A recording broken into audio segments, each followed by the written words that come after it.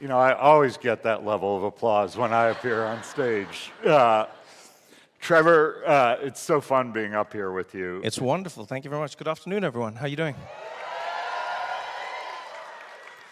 When we first met, I was ambassador to South Africa, and I don't know if you remember this, but I gave you some unsolicited advice. I told you to leave comedy and go into politics and run for president of South Africa. Thank God you ignored me. Yeah, I'm grateful for that every day. I really am. Fewer jokes in what I do, but yeah, it's been working. Yeah, there are a lot of jokes in politics. This is very true today. I had so much fun preparing for this interview, listening to all your podcasts, reading your books, and I really have become quite a fanboy. But and I'm not a fanboy of much. I have to admit that my favorite was your new children's book, Into the Uncut Grass. And maybe that's because I'm still a child at heart, but I thought it was a beautiful book. Thank you. And there's one quote in the intro that I loved that I think we're going to put up on the screen behind us, but I'll read it out loud. Imagining, I've come to understand, is crucial for conflict resolution. When faced with seemingly insurmountable challenges, it's our ability to envision possibilities beyond the immediate and the obvious that paves the way for solutions. Imagination allows us to step outside of entrenched positions and explore new perspectives, to conceive of compromises that were previously invisible. This passage spoke to me because this theater is filled with change makers who've set out to imagine a better future.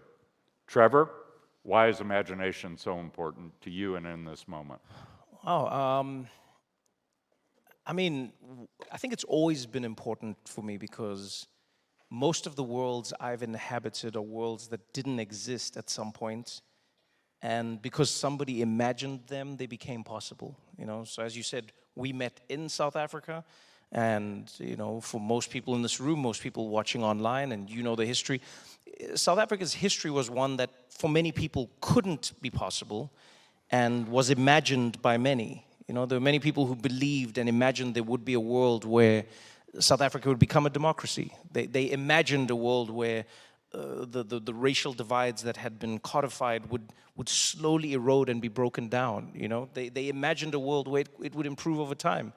And I think the reason imagination is so necessary is because it defies the expectations of reality, right? And that's, I think, sometimes what people get wrong, is they want imagination to be tied to reality. Oh, well, I can't imagine that being right. It's like, yeah, but that's why you need to imagine it. You know, that's precisely what imagination is. If it is, then there's no need for imagination, you know? So in any situation, I find it's, you know, it's trying to think of creating a project that's never been created, or thinking of a way to do something that seems completely impossible. You know, we've heard some of the amazing speakers up here today and some of the projects that you're working on. And if you think about how many of them seemed impossible at some point and how many of them still seem impossible today, you know, I think the space that the world is in now, you know, because of geopolitical events. Vice President. Hello, how are you? Vice President. Welcome. Thank you. Good to meet you too. How are you? Very well. Nice to meet you. Welcome. Nice to meet you. Thanks. Welcome, Mr. President. Very good to see you. He wants to move back here. Oh, boy. He wants to move back. He's going back to South Africa. Breaking news. You show up on Stephen Miller's deportation list. It's a U.S. product I'm taking home. He's a good man.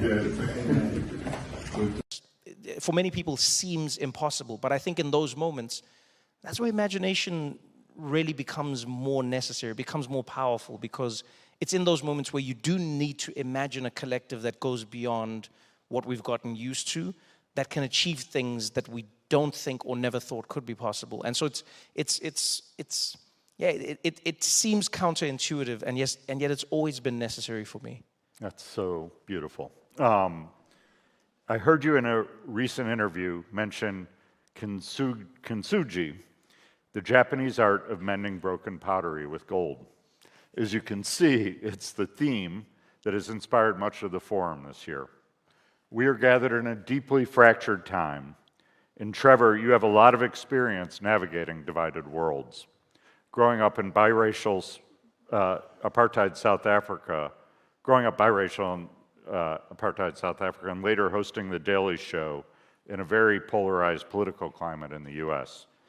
As someone who's an expert at moving between contexts and cultures and bridging those gaps, how do you build common ground, and can humor be a unifying force? Well, you know, it's an interesting one. First of all, I loved the theme. You know, I've always been fascinated by many elements of Japanese culture, and some of them have just been in framing, to be honest.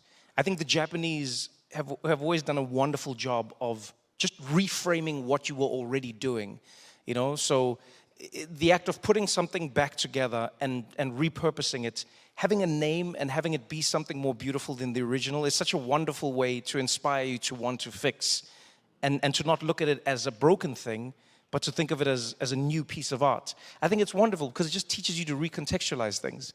You know, there's another word in Japanese culture. I forget the word now, it doesn't come to mind, but it has to do with just the idea of buying books and leaving them somewhere, believing that you will read them, but you never will.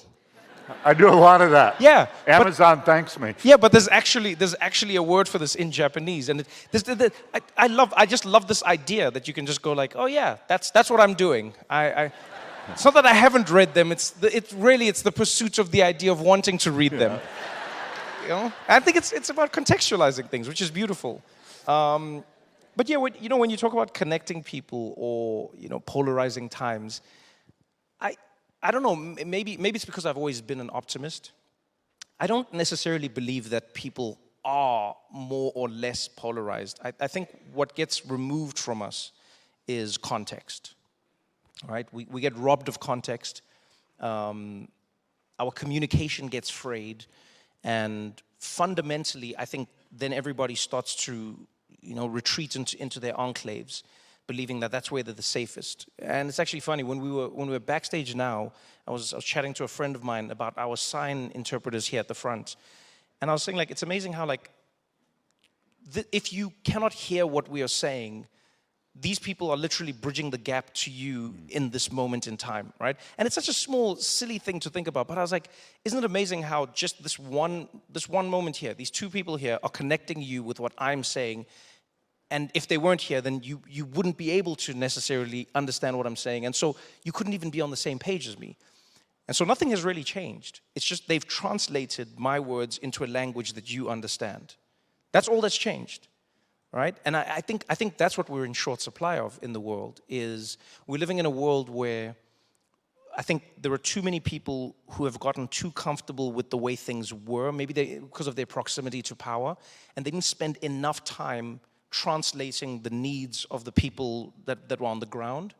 And then I think, unfortunately, populists do a very good job of translating the pain that people feel on the ground, and then they translate it into something which isn't great, which is separation and divisiveness. And I think we can do a good job of connecting people. I think everything can connect. I think humor can connect, and I think humor can divide.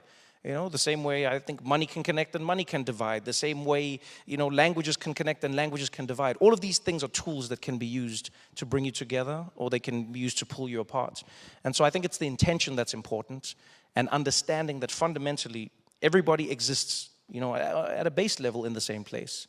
And what you're trying to do, what we really should all be trying to do, is to bridge that gap. How do we find that, that in telecoms they call it the last mile. So when you're building out a fiber network or you're trying to get internet to people, the hardest part actually is the last mile. You can build out an entire infrastructure where you've got broadband everywhere, but believe it or not, the hardest and most expensive part is just getting it into people's houses. It's right outside their house, but getting it in the house is where the hard work is. And I think that's oftentimes where we are in society. These ideas exist in the ether. You know, whether it's philanthropy, whether it's democracy, you know, whether it's equality, these ideas exist. But getting them that last mile, getting them into people's houses is one of the hardest things to do, because you have to be cognizant about that translation that you have to do to get them to understand what you're trying to say. And so I think it's very doable, but we have to have a certain humility to us to understand that maybe the language we're speaking isn't correct. I think that's so powerful. They do too. And I love the last mile analogy, because this theater is filled with people who are trying to figure out how to go that last mile and connect, build floors, build community health workers. So I love the analogy. You've been best known as a comedian, producer, podcast host, best-selling author. But as we saw in the intro video, you're also a philanthropist and a social innovator. So this is truly your community. Can you talk about your journey as a philanthropist and why you decided to focus on education in Africa? So I'd be lying if I took the credit for this journey. You know, I think a life that is well lived is a life where you are constantly blessed by others. And the Trevor Noah Foundation story hasn't been any different. You know, I met a fantastic woman by the name of Shalane Yen, who I met in South Africa, and she had come from the US. She'd lived for many years in South Africa, and she was in this space, and she had a deep passion about it. And her partner's a comedian, and we just ended up getting, you know, we just knew each other. And I'd always wanted to be in a space where I could give back somehow. But as most people in this room know, it's actually quite hard. It's quite hard, like, knowing where and how. You know, because, you know, there's like a little box that's sometimes just at a supermarket, and you go, do I put my money in here? Does that work? And then if I want to put, what if I want to put a little more money? How does it work? Do I ask for a bigger tin? How does this situation work? And then you want to do things that are impactful. And I think oftentimes that is both the drive and the arrogance I found that can sometimes come with being in philanthropies. You go like, no, I want to make the most impact. I want to, you know, and I think the most humbling learning that I've had in this experience is it is not our job to be the ones who decide the impact. It's rather being really good at listening to the people that we wish to have an impact on, you know? And so, you know, Shalane has done an amazing job. She's the MD of the foundation, and she does an amazing job of helping us dynamically adapt. You know, the first thing, and I think anyone who's in philanthropy here will know what I'm talking about. You first get in, you're like, we're going to change the world. You know, and then like a few years in, you're like, wow, the world is bigger than I thought. This is a very, very big problem. And that's good. It's good to understand how big the problem is. And then there's a moment where you go like, it's too big, I shouldn't do this, there's nothing I can do. No, and then I think you equalize. And then you start to realize that you need the people around you. You need to find those connectors. You need to figure out where that tissue goes. And so as the foundation, we've had many learnings. We've had many evolutions. We continue to evolve. I mean, like today, for instance, we announced, and we're proud to announce it at Skoll, that we're starting an Innovators Fund. Which is amazing for us, because we're not stopping what we've been doing, which has been high touch and really being involved in the communities. But we also realize there's so many programs that are being run by organizations that are on the ground and have intimate learnings. And I think that's the key thing. It's like intimate learnings. They have a deep understanding of the communities that they're in, but they don't have the same connections to finance or to equity or to anything that they need to move those programs along. And so what we realized was, well, we're not going to try and come into the space and act like we know more than them, because we don't. We just may have more access than them. And so this Innovators Fund is us just saying, you know, to many groups, we're starting in South Africa, and hopefully over time we get to grow, but saying to them, you're good at what you're doing, help us help you. You know, you've got a track record, you've done it small, let us grow that with you, let us find ways to help you. And so this fund is just going, these dollars go a really long way, especially now more than ever. Trevor Noah is a very, very, how would I say it, a very, very interesting speaker. He's a person that really knows how to speak to people. He's a person that knows how to catch the audience attention.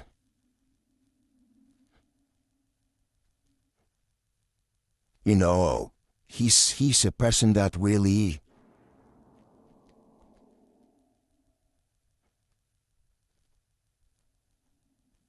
cares about people. You know, he's very, very humble, very, very respectful, very, very submissive.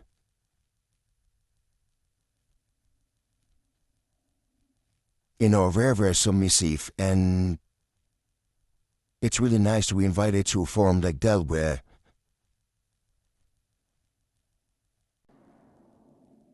where you could share with people about the things you've been through or the things you've gone through, so that they too can learn and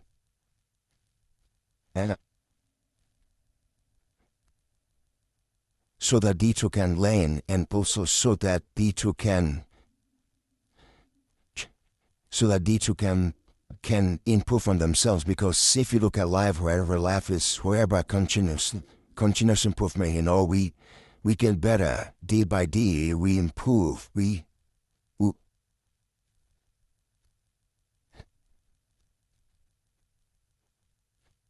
get better.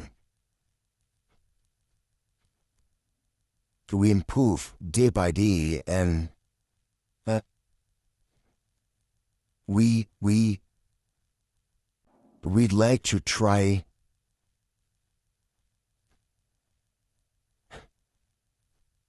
We like to try new things, and if you have a time, right, always good to really help people improve. You know, mentor them and coach them. You know, like you see, Trevor has been invited in different shows and their wares.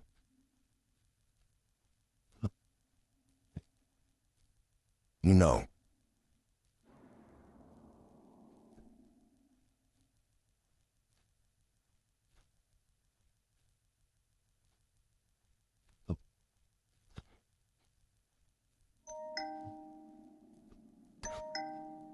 You know, so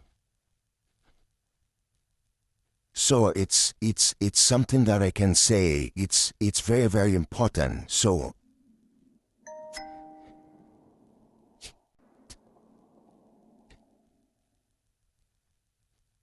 you know, it's something that is very, very important. We should always care for one another.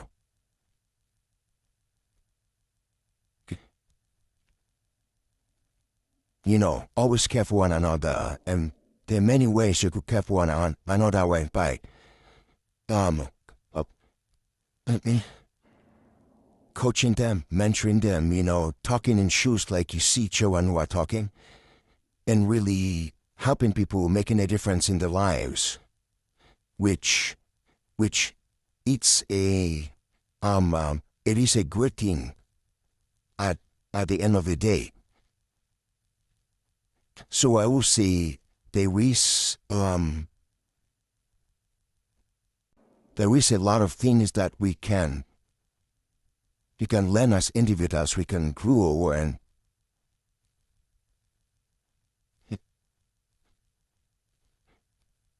we can improve on, you know, from people, from loved ones, here and there, you know. So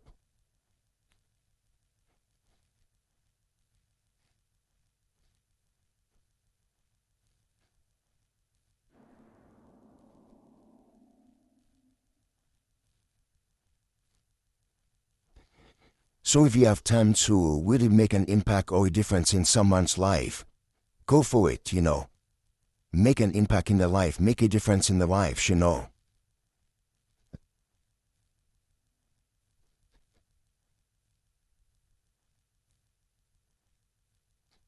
No, make a difference, make an impact in their lives, you know. Mm-hmm. Mm-hmm.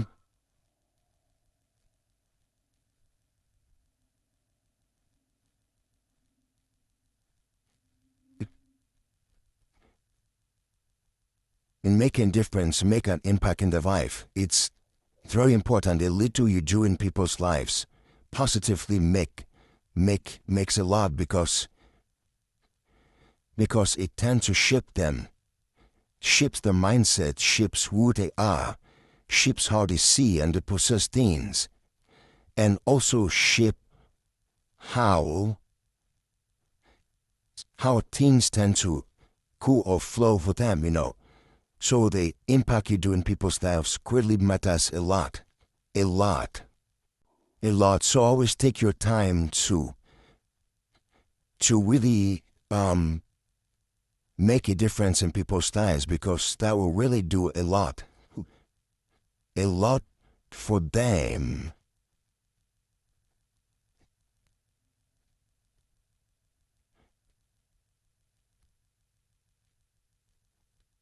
That will really do a lot for them and really change their lives and affect their life in a positive way, So if you have time, always do that.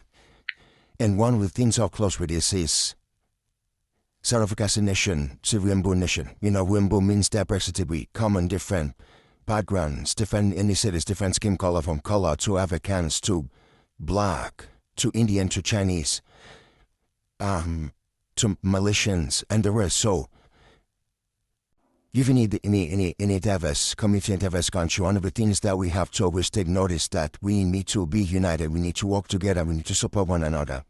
And if you're not united, if we don't work together, we don't support one another.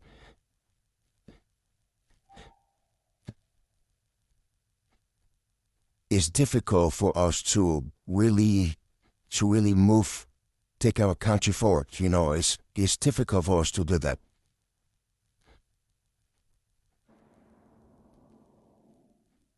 So we really need to do that, stop one another, stand for one another, take our country forward so that we can achieve our aspirations, our goals, our dreams.